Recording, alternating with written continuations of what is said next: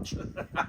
Welcome nga po mga ka-Team Unbearable. Katatapos lang ng Miss Universe at galit na galit po kami ni Don Don dahil inaasahan na nga ang lahat ng sambayanan na papasok sa top 5 ang ating pambato sa katatapos lamang na Miss Universe 2023 na si Michelle Marquez D. Pero top 10, bongga pa rin, di ba? From top 20, nag-top 10. Tapos, siya lang yata yung nakakuha ng 2 award. Nakakuha siya ng di ba nakakuha siya ng gold kasama yung 2 pang nakalimutan ko na, yung sa Voice of Change ba ang tawag doon. Pagkatapos binigyan siya ng award ng Caribbean something yung magko-cruise no. Ang toroy. Congratulations. At saka talagang after 1 year lang pinatunayan ni Michelle na kayang ibalik ng Pilipinas sa Miss Universe yung pagiging pagiging nasa top natin, di ba? With all due respect naman dun sa talagang after 12 years itong si Celeste Cortese last year na binavlog nga natin ang taas-taas ng expectation natin. Pero mukhang hindi nga tayo pinalad. So naligwak tayo, wala tayo sa top 20. But this year, inilaban naman talaga ng bonggang-bongga ni Michelle ang kanyang ang Pilipinas, ang bandila ng bansa na talaga naman pinakita niya for the very first time nga may nag-introduce ng Philippines sa contest na bilang Pilipinas. Alam niyo kung nakapasok lang si Michelle, I'm sure lahat kayo mag-a-agree, kung nakapasok lang si Michelle sa top 5, nakukudaan kung kudaan, malamang na siya pang mag-uwi ng corona kasi nung nag-top 5 na, tapos interviewan na, wala akong, I'm sorry, siguro dahil na rin may personal na akong naramdaman na parang, sabi ko, bakit? Bakit? Hindi siya pumasok sa top 5. So parang siguro parang nahaluan na ng hindi na ako masyadong nag-focus. But yung 5 naman, magagaling. Kaya lang pagdating nga, syempre, after nung top 20, naglabanan sila ng top 10 sa gown. Tapos top 5 na, yun na question and answer na. Tama, question and answer. Tapos, wala, hanggang magtatili ko na inintindi. Basta. But, kami proud na proud. Sobra. Si Catriona Gray, isa sa mga backstage anchors doon. Ang ingay mo na naman dyan, Don. Isa sa mga backstage anchors, talaga namang ipinakita niya. Nilamon talaga niya yung kanyang co-anchor doon na ang bilis magsalita at napakalinaw din. At least itinayo niya ang bandila ng Pilipinas. Pinakita niya sa buong mundo kung gaano kagagaling ang mga Pilipina, di ba?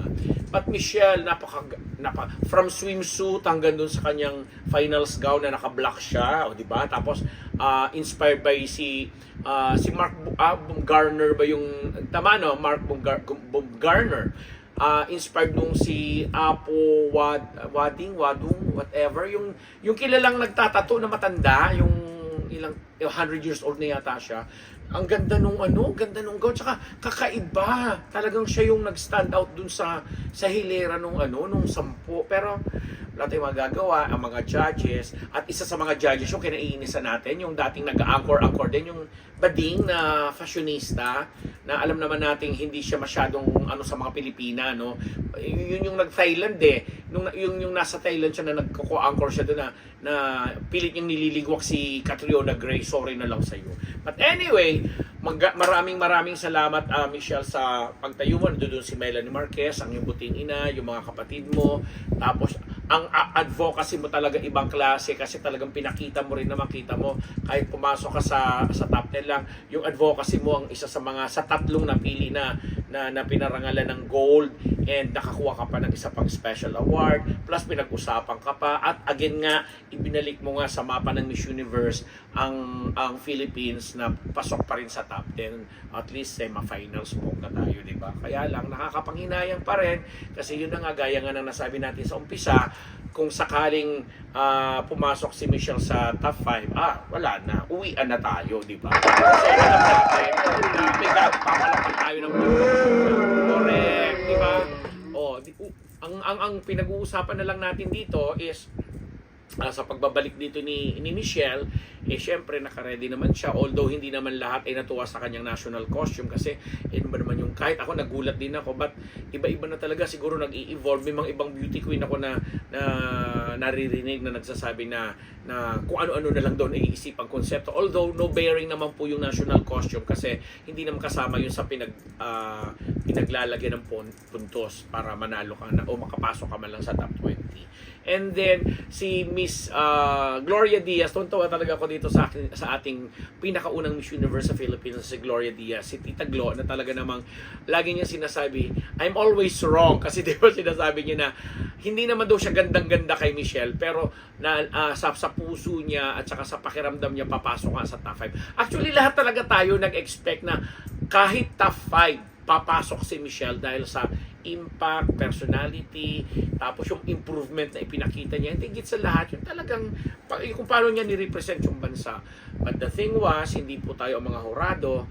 Kaya kahit hindi natin na masyadong nagustuhan ang naging resulta, ina-appreciate pa rin natin. At Nicaragua nga po ang bagong Miss Universe ngayon. For the very first time in the history ng Nicaragua, ngayon lang sila nagnalo ng Miss Universe. And first runner-up, si Miss Thailand. Siyempre, ina-expect na yung Miss Thailand na kahit sabihin yung inaano yun, pinupush ng marami. Kasi siyempre pa, lalo na magsalita yung bilyonaryong may-ari ngayon ng Miss Universe franchise, yung transgender, and si Miss Australia ang second runner-up, o di ba? And yung Colombia, kauna-unahan din na Mrs. o may asawa na sumali sa Miss Universe, and meron pang isang transgender na nakasali din, hindi ko maalala kung anong so Latin American country din siya. Portugal ba yon? Yung transgender? Okay. Dalawa, pati Netherlands. Pero for the very first time, naligwak ang ang talagang paboritong USA at saka ang Venezuela. Kaya ang ganda na, sabi nga nung mga analyst at saka yung mga mahilig sa beauty contest, napakabongga na nung inabot natin. Kasi talagang this year, yung 2023, makikita mo talaga yung variation o variety ng mga contest na may nung mga babaeng sumali. Si Nepal nga pasok din sa top 20, di ba siya yung plus size doon na kandidata, na ang ganda rin naman talaga, ang ganda ng mukha niya. Naalala ko nga sa kanya si Nadia Montenegro nung kabataan ni Nadia, ang ganda. Tapos itong nanalo na si Nicaragua, pinaghalong Erich Gonzalez na may pagka Asunta de Rossi na may mga ganung look. Ang ganda naman talaga. Kaya lang, hindi rin ako na-impress sa sagot niya. Charot! And si Miss Thailand nga, and Miss Australia, na hindi ko alam kung anong nakita ng mga hurado doon sa Miss Australia. Kasi feeling ko, kung hindi man Philippines dapat doon, dapat siguro si Puerto Rico, mga ganon. But anyway, sabi ko nga, hindi naman tayo ang hurado. Ano lang po ito, pagpasensya nyo na po ako. Dala lang po ito kasi ang aga kong gumising, no? But anyway, Michelle Marquez D, congratulations! Mabuhay ka and welcome back sa pagbabalik mo dito. I'm sure magandang karera nag-iintay sa iyo dito. Ako po ang inyong lingkod, si Papa Ambera Malambet Nabos. Maraming salamat sa lahat ng mga subscribers po namin, sa lahat po ng mga tumatangkilik dito sa aking munting channel. Lagi niyo po akong panoorin, subaybayan, i-like at i-subscribe ang Unbettable Channel dito sa YouTube. Thank you!